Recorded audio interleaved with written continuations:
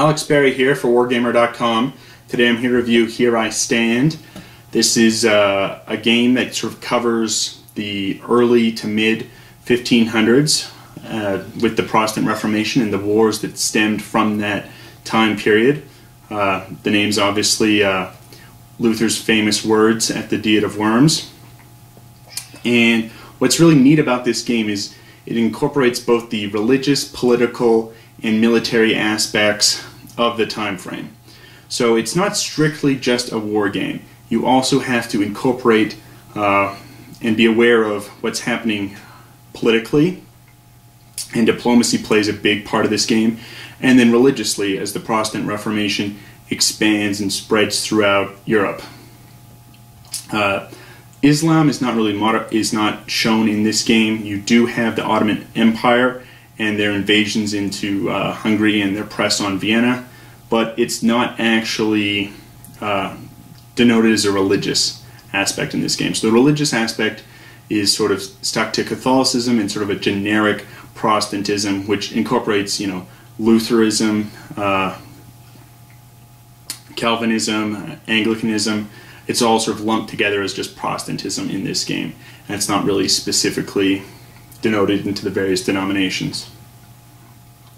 You've got some neat aspects to the game because in addition to standard sort of navy and land combat, you have piracy that can occur in this game. You've got the pirate Barbarossa, sort of the Barbary pirates, pillaging and raiding throughout the Mediterranean.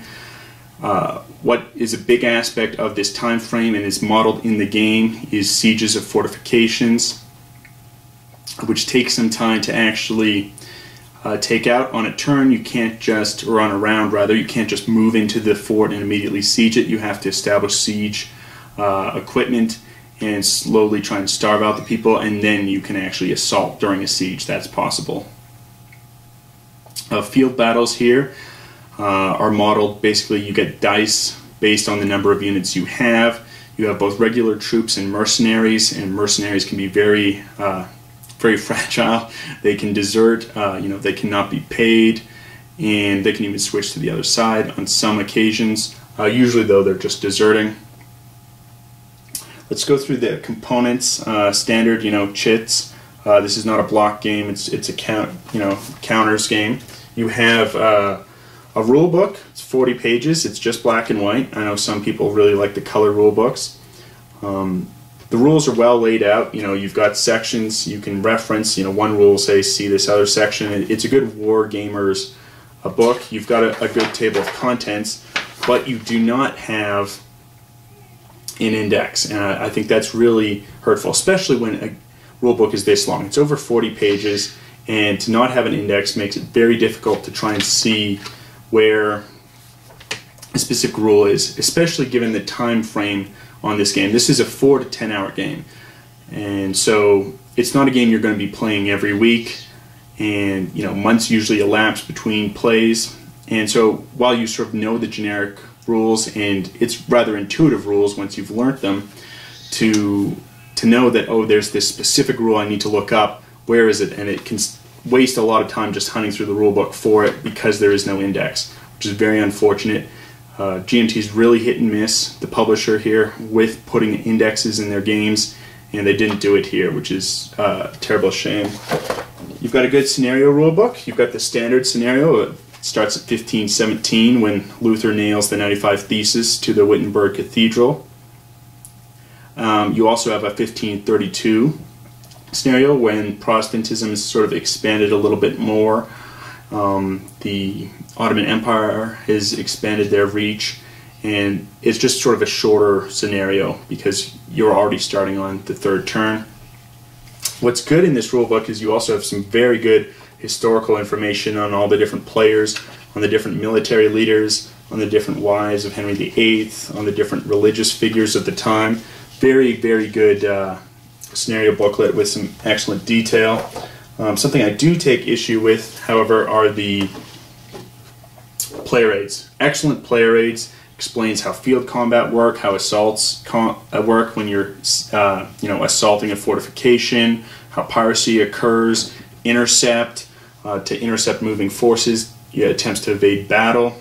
It's all well detailed here, as well as your different actions that you can spend operations points on, as this is, a standard CDG where you can play a card for an event or for the operations points.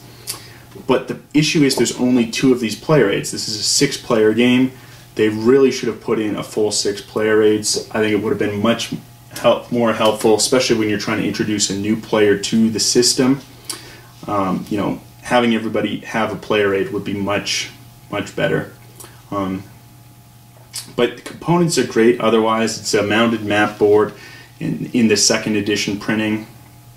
Counters are good. You can have your military units sort of in these stands, or some people don't like it, and you can have little counters for them, and that's an option. It's an excellent game that just incorporates so many aspects in the play. This is their 2nd printing, and I think it's flushed out some of the rules that might not have been explained well. The rule book now is solid, other than the index. And with the 6 players, I think the game's well balanced. I've seen several different powers win in the different games I've played, and what will happen generally is players will balance each other out. If someone's really running away with it, what would happen in real life is other powers would try and gang up to stop them, and this happens here as well. You've got some set alliances. The Pope can't ever be allied with the Ottoman Empire. That's just not realistic. And I think this game incorporates history really well through the use of the events on the different cards in the CDG. One thing I don't like about the cards is there's no flavor text. I think that's mitigated by the fact that the scenario booklet really has good detailed info on everyone. But when you're playing a game, it's another player's turn, and you're doing your regular table talk, sometimes it's nice to look down at the card, have a quote by the person, or some quote that was about the person. I think it just adds to the theme and the flavor of the game. So it's kind of a shame that that's not included. But overall, components are good, and the gameplay is excellent. It's a long game, so if you can get the people to play, it's 2 to 6. There's some diplomacy deck rules for a 2-player game, but I think the game really plays best with either 3 or 6. When you're having 3, each player will play 2 powers, and that works good. 6 players is obviously the best because you're incorporating really fun diplomacy. It works well with 4 or 5, but I just find that's a little bit more imbalanced if some players are playing 2 powers and others aren't. So 3 or 6 is really the ideal for playing this game, but works well with 4 and 5 as well. And it's just such an interesting game. So many interesting choices to make. What am I doing with the ops? Am I trying to colonize the New World? Am I building up my military? Am I going on a campaign? Who are my allies? What am I leaving weak? Do I really want to play this card for an event, or do I need the ops? But this event's so powerful. It's just interesting decisions. Makes the gameplay very fun. And there's never a clear decision to make. Some games, this is the obvious decision. I just got to do this, and the game's almost playing you. That does not happen in here. Every game's unique.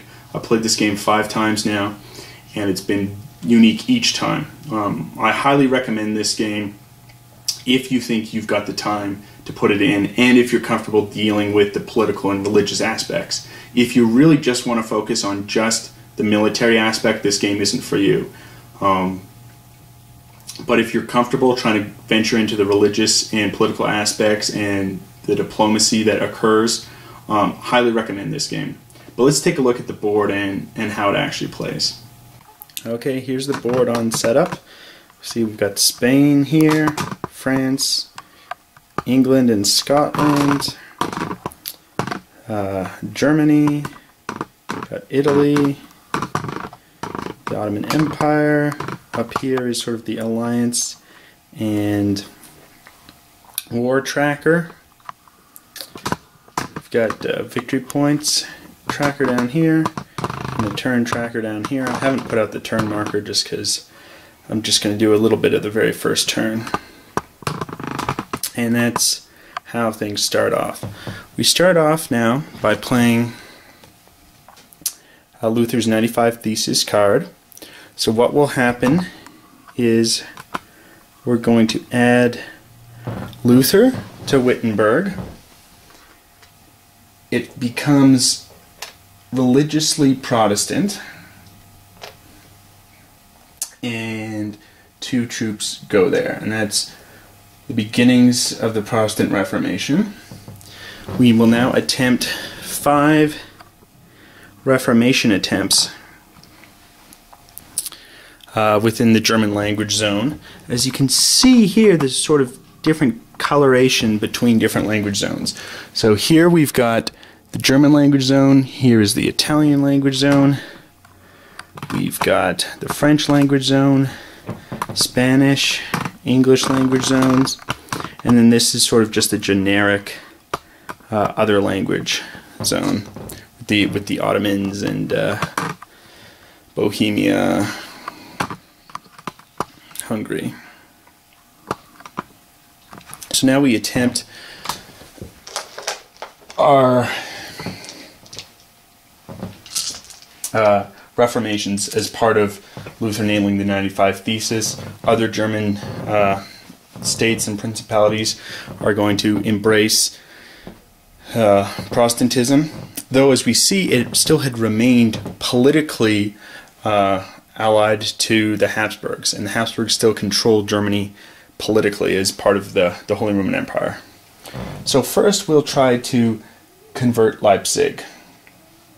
Now the Protestants are going to win ties, and they will add up their base dice. So they have 1 adjacent Protestant space for 1 dice. You have an adjacent Protestant reformer in Luther, and a stack for an additional dice, so that's 3, plus Luther's 95 Thesis, you will get an extra dice. So the Protestants are going to be rolling 4 dice, and they only rolled a 3 at the highest. Now we have the defender dice, so 1 for each adjacent Catholic space of 1, 2, 3, and a troop is 4 dice for the Catholics, 6, so it holds. Leipzig does not flip over and become Protestant, rather it will remain the Catholic that it is. Next, Luther is going to target Brandenburg. Luther again has 4 dice. Rolled a 6, that's an auto win, because even if the Catholics match the 6, ties go to the Protestants. So that flips. Instantly these troops, as it's an elector, will go here, and there's some more Protestant troops on the board there. They'll now try to take Magdeburg. Now you've got much more influence. So now we have 2 Protestant cities adjacent to it for 2 dice. A further 2 with 2 troops. Luther makes a 5th dice, and then the bonus for 95 Thesis is 6 dice. So this should probably be enough to convert. And we rolled a 5. The Catholics will defend with 1, 2, 3 dice. And they rolled a 5 as well. Tie going to the Protestants. And now Magdeburg converts. Next, go after Lübeck. That's going to be 4 dice for the Protestants. 6. Lübeck converts. Next will be Stettin for 4 dice. 6. Stettin converts. And now that's been the 5 attempts for the Protestant Reformation, rolling the 95 Thesis. Now what happens is cards are dealt out to the various players. And see, Luther had to nail his 95 Thesis before everyone looked at their cards. So otherwise, it might sort of determine where their cards are going, where they're targeting. But that won't happen here. Next, what happens is the diplomacy phase. It's limited on turn 1 to just the English player negotiating with either the Habsburgs or the French. They choose which order, and they can make secret deals. This will be, you can choose to give cards. You can't give a specific card. It has to be random. You could swap territory. You can give mercenary units. You can propose an alliance or other agreements. You know, these don't necessarily have to be honored throughout the turn, but that can occur. Here, England tries to get an alliance with France, but they're not offered enough. France won't agree, and the Habsburgs can't reach anything with England. So diplomacy is pretty limited on the first turn. Next is the war segment, and people can choose to declare war on different players. Now, there is a cost. See, for instance, if the Ottoman player wished to declare war on England, they're going to have to pay a card of a 2 CP value. So here, for instance, it could be a 3 value CP card. That could occur. But no one's going to declare war here. Next, what occurs is spring deployment. And again, this is done in turn order, which is up here, Ottomans, Habsburgs, England, and so on. And you can spring deploy from your capital. The Habsburgs, having 2 capitals, can spring deploy from either one. Here, however, the Ottomans are going to spring deploy since they're already starting the war with Hungary. They will spring deploy, leave behind 1 troop in Istanbul, and spring deploy up to Nizar, bringing both Suleiman and Ibrahim. Next, the Habsburgs choose not to spring deploy. Over in England,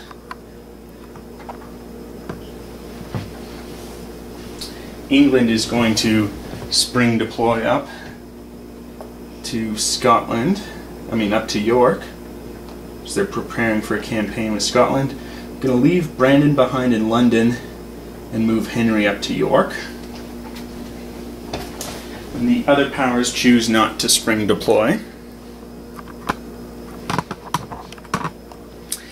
And now it's simply the action phase, and powers will take their turn.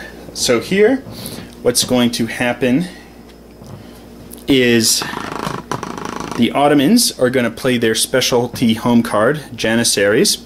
They can use it either for 5 dice or for 4 regulars or for 5 ops. Now this is their home card, so they're going to get it again next turn and for each subsequent turn. Now if they're adding regulars, it can only occur in their home space. So they're going to play that now, and we'll give them 4 more regulars here, because this is still their home space. You can really only recruit troops in your own home spaces. So that will occur there. As we can see here, they have leaders. So Suleiman has a battle rating of 2 and can control 12 troops, while Ibrahim has a battle rating of 1, can control 6. The battle ratings will not merge, but the unit movement can. So here the Ottoman player with both generals together can move a total of 18 troops. Normally without a general, you can only move a formation of 4 troops. So the generals are extremely important in the game. Next, it is the Habsburg player turn, and they are going to play their card. They will play it for simply 3 operation points, and they're going to start constructing a colony in the New World. That costs them 2 ops. And colonies are important, as later on in the game they can produce additional cards into your hand. Very important. And they have 1 operations point left. They think soon as Hungary falls, they're going to probably be at war with the Ottomans. So they are choosing to purchase 1 mercenary for 1 op. Mercenary forces can be tricky, as they can desert you pretty easily. There's lots of cards that affect mercenaries. but it's all they could really do with just one ops left. Next is England. We'll zoom up here to England. And what's neat about England's home card is they can use it to declare war on France, Habsburgs, or the Scotland during the action phase. So here they will use their card to declare war on Scotland. They then get to conduct 5 action points. Now this is one of the only cards in the game that lets you declare war when you have not done it in the negotiation diplomacy phase. There's also a Machiavelli card that lets you do that, but this is a powerful home card for England. They can always, declare war unless they're allied with someone. So this is something to watch out against the England player. They will choose to do it. Now France can choose to intervene and become allied with Scotland. However, France, wasn't able to reach an agreement with England. They're already currently at war with the Habsburgs, and that's how the game starts out. So they just don't want to risk it. So they're not going to intervene. They can let England take Scotland. So they'll do that. Now England has 5 more ops to spend. They're going to get 2 regular troops, as each regular troop costs 1 op, and 1 mercenary to get a little bit bigger force in York before they move on the Scottish. But they wanted to play that card first just to see how France would actually react. Next is France. They're still not sure what Spain is going to do. They weren't able to negotiate with them during this first phase, but Spain isn't acting overly aggressive towards them. So what they will do is they're going to just sort of delay and play their home card. France's home card lets him get an automatic victory point if he controls Milan. Otherwise, it's a roll of a dice. Since victory points are a little tough to come by, he will move up his victory marker on his chateau, as he used that to help construct his chateau, and it will move a victory point up here. It's now at 13. That's it for France. Now it is the papacy. The papacy is going to choose to excommunicate Luther, and then we'll call for a theological debate in the language zone. So Luther is excommunicated. He's taken off. He cannot now affect. He will come back next turn, but he can't really act as a bonus in Germany for helping to convert the cities and the populace to the Protestant religion. Now, because it's a theological debate in the same language zone as the person's excommunicated, it's going to be a German language zone debate. Randomly, a papal player is going to select someone. They selected Eck here, which is very lucky for them, as Eck is a very strong debater.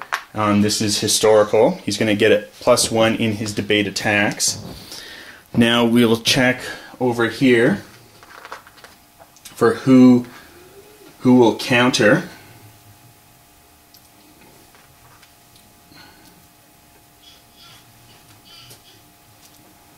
And we will draw, and it is Bucer. Now that looks like a pretty unfair debate.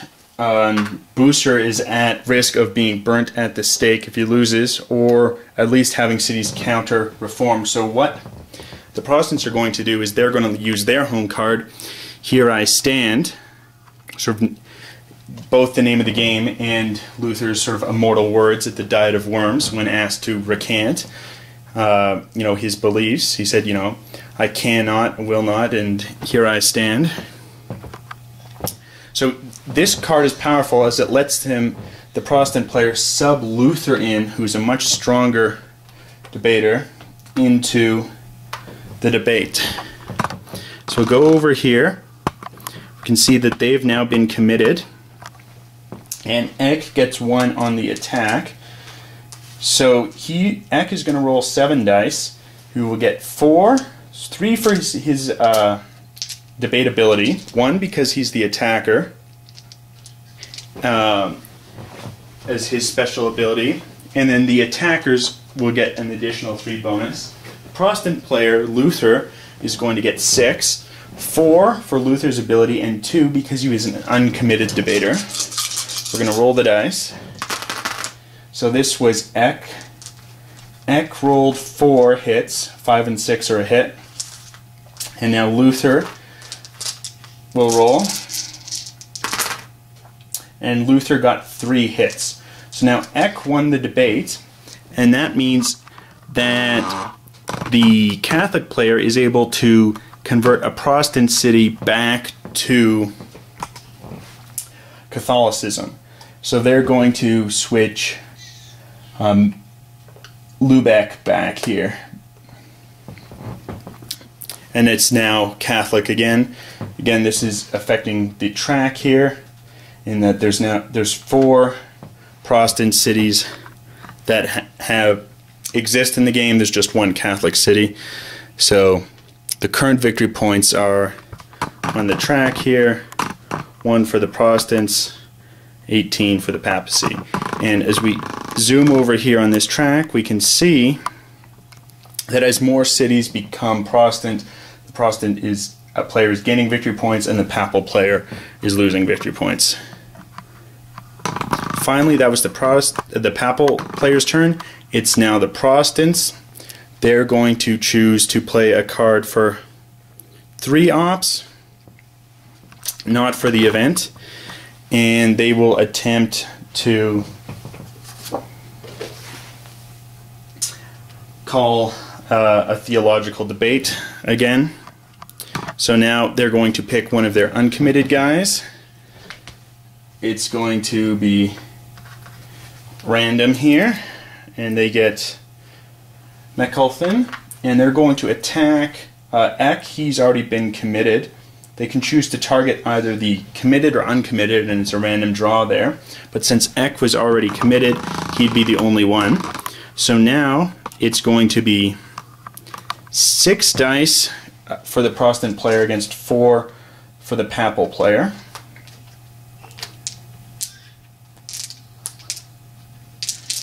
They're going to roll, and Protestant player got 3 hits, and the papal player got 1. So it's 2. Again now here, if the winner has a greater value than the debate strength of the person, they can either burn the person at the stake or have them just totally disgraced in the eyes of the public, and score victory points accordingly. Here the differential was 2 though, and the Protestants are able to flip 2 cities. And they want to sort of get these elector cities, so they're much more powerful, and they're going to get troops there. So what they're going to do is they will try and flip Brunswick and Erfurt, and sort of start moving towards more of the important elector cities. Now this is sort of a round. Everyone's done their turn, and it's going to continue again now with the Ottomans until cards are exhausted. As we can see here, I'm going to just zoom in on the papal player sort of player sheet. These are the debaters. They still have ability to use. There is their leader, Leo. He's an administrative rating of very poor. He can't save any cards. Some players can save cards into the next turn to have an even more powerful turn. You also have a card bonus in getting additional cards dealt with. Here is their excommunication marker, and someone can only be excommunicated once. Of course, Luther was excommunicated this turn. Can't excommunicate him again. You have sort of victory point track, keeping control of how much construction has occurred to St. Peter's Cathedral and how many victory points are scored because of that. And then their cards and their keys. The more key strategic cities you take once the papacy takes 2 more, they'll be dealt 4 cards a turn instead of the 3 that there currently are. That's in addition to their home cards. The papacy is unique in that they get 2 home cards. So currently they just have, Rome and Ravenna. They will try and want to take some more keys, potentially take Florence. That's a key strategic city, as denoted by the square. Circles aren't anything. And then there's some, like here, that have this sort of hexagonal diamond, and that's a fortress, so troops can withdraw in there, after a field battle or prior to, and it must be sieged. So that's sort of just a simple sample first turn. There's much more that's going to occur in this first turn, and that was just 1 card play by everyone. But I just want to get you a feel for the game. But I think this game's just excellent. There's just so much that can happen in the negotiation, so much that can happen in the game. There is obviously a lot of luck involved. There's a lot of dice rolling, but I think that's mitigated over the course of the game. And if someone's really getting hammered by luck, I don't think other players are going to gang up on them, and they're going to try and recognize that fact and go after someone who's more powerful in the game to prevent them from winning, which will occur once you hit 25 victory points. Overall, it's just a very solid game. You've got Europe, you've got minor things that can happen here in the New World and colonies. Just so much happened, just the dynamic of the political and the religious. What's going to happen later on in the game is the religiously controlled Protestant squares in Germany are going to convert and actually become politically Protestant themselves. These would come off later on in the game once the Schmaldic League is formed, and they sort of become their own semi-nation state. And then the Protestant player will be able to move and field his armies. Overall, just a fantastic game. I wouldn't recommend it though if you're only able to play short games. If you can't dedicate 8 hours to a game, you don't have to dedicate that all in one evening. You can keep the board up, spread it over a couple of nights.